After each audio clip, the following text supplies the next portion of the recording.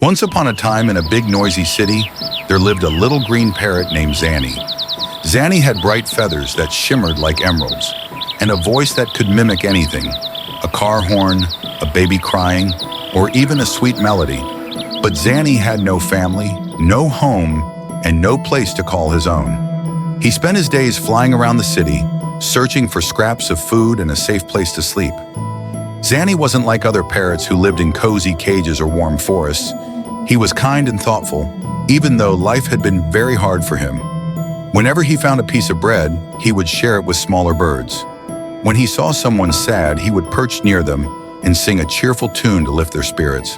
The people and animals who met Zanny always said he had a big heart, even if his life was small and lonely. One chilly morning, as Zanny fluttered around the park looking for food, he overheard two cats whispering under a bush.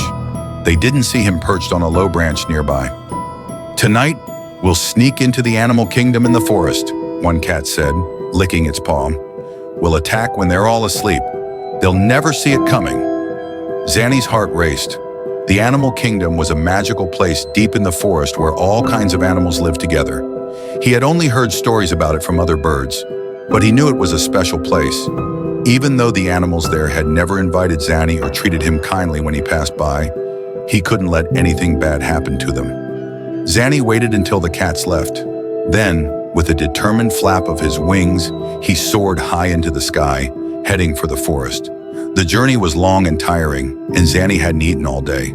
But he didn't stop. When he reached the edge of the forest, the sun was setting, painting the sky in shades of orange and pink. Zanny flew over the treetops, calling out to the animals below. "Danger is coming! Listen to me! Danger is coming tonight!" At first, the animals didn't pay attention. "Who is that noisy bird?" a deer asked. "Why should we listen to him? He's just a scruffy parrot." "What does he know?" grumbled a raccoon. Zanny felt a lump in his throat, but he didn't give up. He landed in the center of the kingdom, where the lion, the wise and mighty king of the forest, was resting. Zanny bowed his head respectfully. "Your Majesty," he said, "I bring an important message. I overheard two cats in the city. They are planning to attack your kingdom tonight. Please gather the animals and prepare to defend yourselves."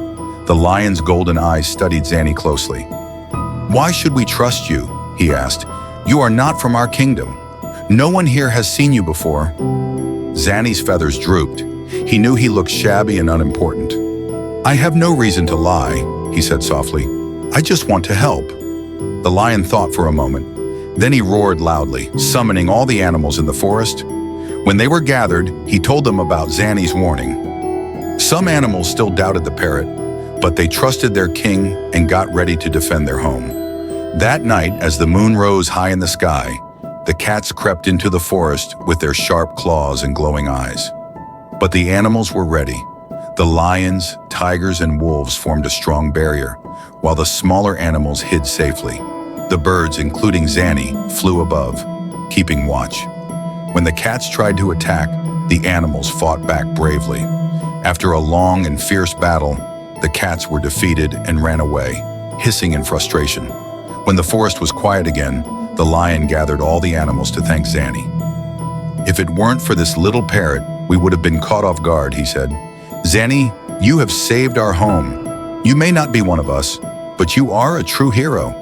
The animals cheered, and for the first time in his life, Zanny felt truly welcome.